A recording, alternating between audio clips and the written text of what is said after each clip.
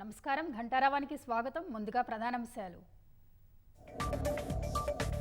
ఘనంగా సాగుతున్న ప్రజాపాలన విజయోత్సవాలు. నేడు air show, Rahul Sipligunj musical event.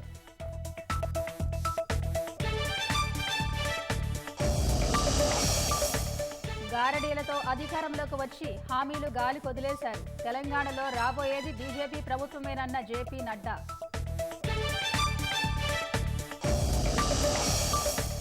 ఇవాళ మధ్యాహ్నం బీఆర్ఎస్ శాసన సభాపక్ష సమావేశం. శాసనసభ మండలి సమావేశాల కార్యాచరణపై చర్చ.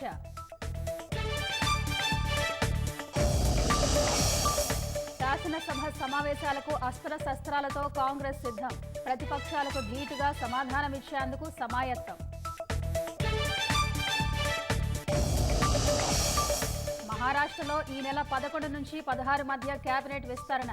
హోంశాఖ కోసం పట్టుబడుతున్న సింధే సారథ్యంలోని శివసేన.